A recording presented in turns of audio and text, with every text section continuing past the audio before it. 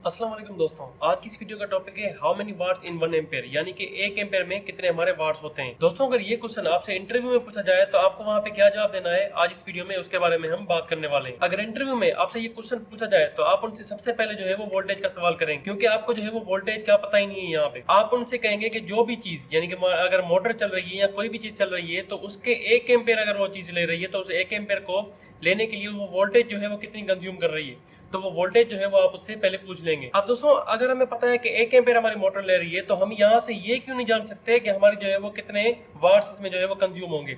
हमें एम्पेयर मिल गए हैं तो हमें वोल्टेज की जरूरत आकर क्यों पड़ रही है यहाँ पे। दोस्तों, उसके लिए कि ये एग्जाम्पल ले लेते हैं। यहाँ पे मान लीजिए कि एक हमारे पास जो है वो बाल्टी है जिसमें जो है वो 20 लीटर की कैपेसिटी है। अब इसमें जो है वो हम यहाँ पे पानी भर रहे हैं एक पाइप के थ्रू। अब ये पाइप जो है उसमें सिर्फ 1 लीटर की जो है वो पानी की गुंजाइश है, यानी कि 1 लीटर जो है वो एट टाइम आ सकता है। अगर आपसे मैं पूछूं कि क्या हम 20 लीटर की जो है वो पानी की बाल्टी 1 लीटर के पानी में कितने टाइम में जो है वो भर सकते हैं, तो क्या आप उसको जवाब दे सकते हैं? आप उसका जवाब नहीं दे सकते। क्यों? क्योंकि हमें जो है वो यहाँ पे 20 लीटर की बाल्टी भरनी तो है, लेकिन ये 1 लीटर जो है वो कितने टाइम के लिए आ रहा है ये तो आपको पता ही नहीं है। अगर ये 1 लीटर 1 सेकंड में आ रहा है तो 1 सेकंड का मतलब है ये 20 लीटर की बाल्टी जो है वो 20 सेकंड में भर जाएगी। अगर ये 1 लीटर 1 मिनट में आ रहा है तो 1 मिनट का मतलब है ये 20 लीटर की बाल्टी जो है वो 20 मिनट में भर जाएगी। उसी तरीके से अगर आपके पास एक मोटर है जो कि 1 एम्पेयर ले रही है तो इसको जो वोल्टेज मिल रही है, जो फोर्स इसको मिल रहा है, जिस फोर्स से इसको जो है वो चला रही है मोटर को, वो कितनी वोल्टेज है ये तो आपको पता ही नहीं है।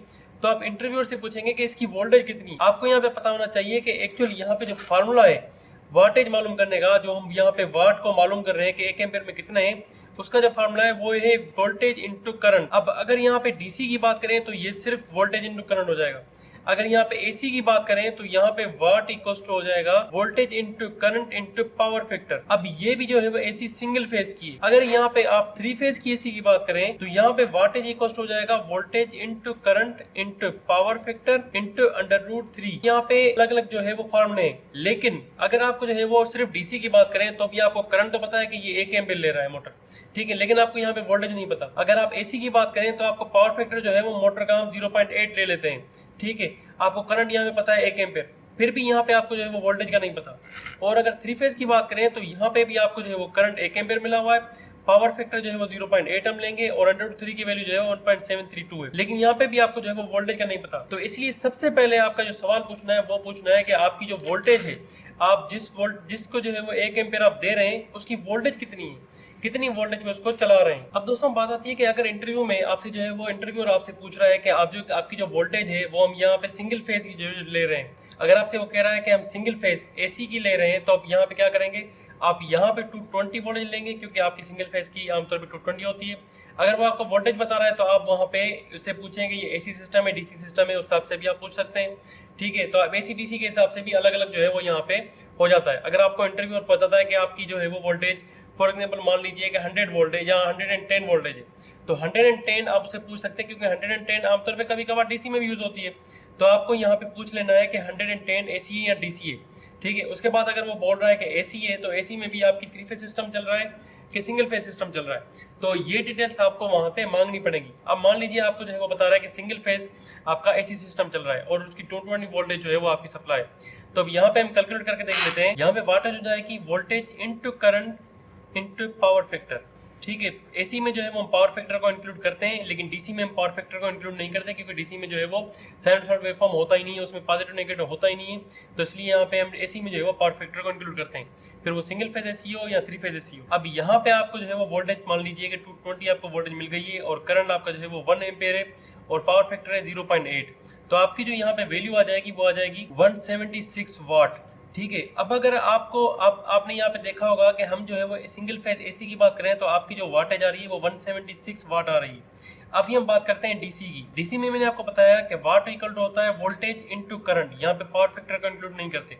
तो यहाँ पे अगर आप इंक्लूड करेंगे 220, यानी कि अगर आप यहाँ पे डीसी में भी 220 वोल्ट ले रहे हैं और उसको मल्टीप्लाई कर रहे हैं 1 से, तो आपकी यहाँ पे जो है वो करंट आ जाएगा, जो वाटेज आ जाएगी वो आ जाएगी 220 वाट, ठीक है। लेकिन अगर आपको डीसी में अगर आपको यहाँ पे 12 वोल्ट ले रहा है तो 12 इंटू 1 करेंगे तो आपकी जो करंट आ जाएगा, वाटेज आ जाएगी वो 12 वाट आ जाएगी। लेकिन हम यहाँ पे एग्जांपल के लिए हम दोनों की वोल्टेज ले रहे हैं वो 220 वोल्टेज ले रहे हैं, तो अगर 220 वोल्टेज आप यहाँ पे ले रहे हैं तो यहाँ पे आपकी जो 220 वोल्टेज होगी तो यहाँ पे उसको मल्टीप्लाई 1 से करेंगे, आपकी 220 वाट आ जाएगी डीसी में।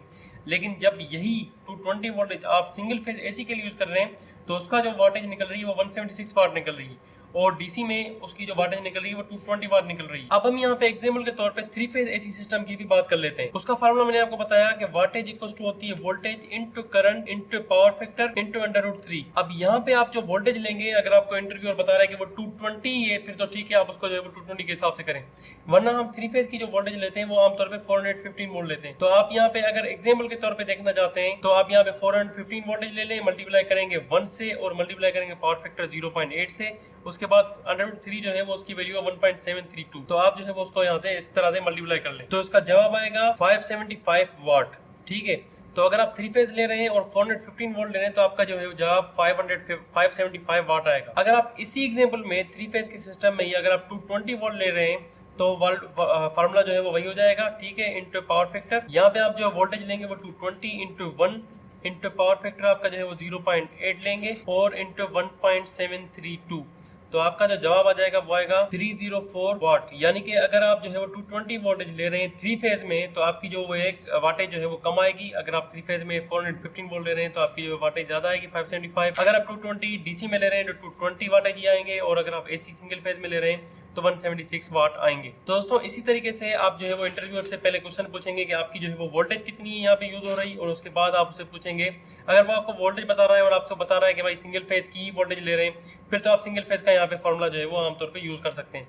अगर वो बता रहा है कि आपकी जो मोटर है वो 3 फेज की है तो, और आपको वो वोल्टेज नहीं बता रहा, आपको सिर्फ कह रहा है कि 3 फेज की मोटर है तो आप यहाँ पे 415 वोल्ट लेंगे। और अगर कह रहा है कि डीसी है और डीसी में भी हम 220 वोल्टेज ले रहे हैं तो फिर आप डीसी को यहाँ पे पावर फैक्टर का मल्टीप्लाई नहीं करेंगे, आप 220 इंटू जो है वो 1 करेंगे, आपको वहाँ पे 220 वाटेज जो है वो हिसाब से मिल जाएगी। दोस्तों अगर आपको ये वीडियो समझ आ गई हो कि कितने वाट होते हैं 1 एम्पेयर में, तो आप जो है वो वीडियो को लाइक एंड चैनल को सब्सक्राइब जरूर कीजिएगा, साथ में बेल आइकन भी प्रेस कर दें ताकि आपको नोटिफिकेशन मिलती रहे। आपकी स्क्रीन में दूसरी वीडियोस आ रही होंगी, आप वो भी देखें। Thank you for watching. अल्लाह हाफिज़।